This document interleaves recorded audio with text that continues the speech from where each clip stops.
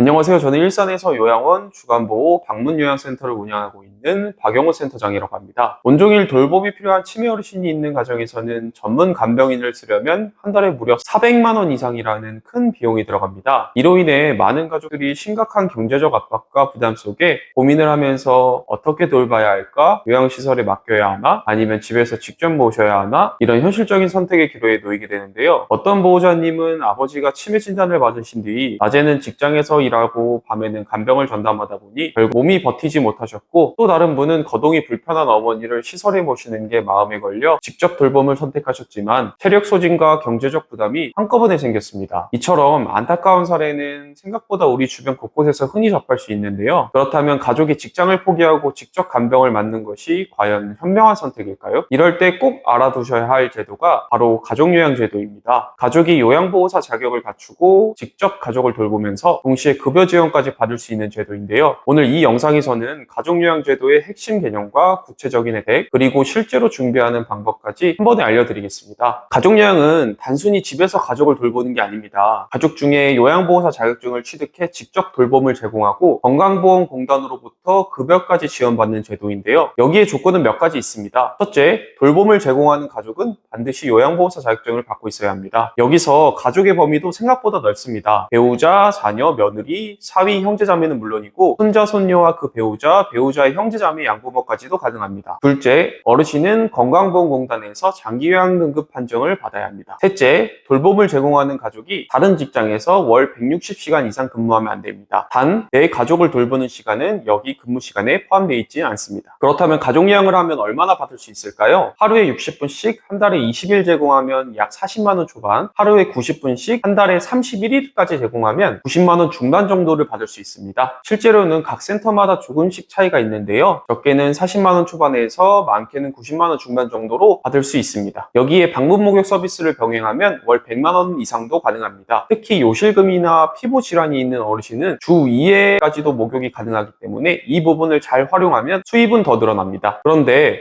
어떤 경우에 90분 가족여행이 가능할까요? 조건은 두 가지입니다. 첫째, 돌봄을 제공하는 제공자가 배우자이고 만 65세 이상일 때. 둘째, 수급자가 치매로 인해 문제 행동을 보일 때입니다. 예를 들어 망상이나 폭언, 폭행, 물건을 부수거나 부적절한 성적 행동 같은 경우입니다. 이런 부분은 공단 주사 때 반드시 말씀하셔야 하고, 가능하다면 영상이나 녹음, 기록으로 증거를 남겨두시면 훨씬 유리합니다. 그럼 가족요양은 어떻게 준비해야 할까요? 첫 번째, 요양보호사 자격을 따야 합니다. 약 3개월 정도 요양보호사 교육원에서 수업을 듣고 국가시험에 합격하면 자격증을 취득할 수 있습니다. 두 번째, 어르신이 장기요양 등급 판정을 받아야 합니다.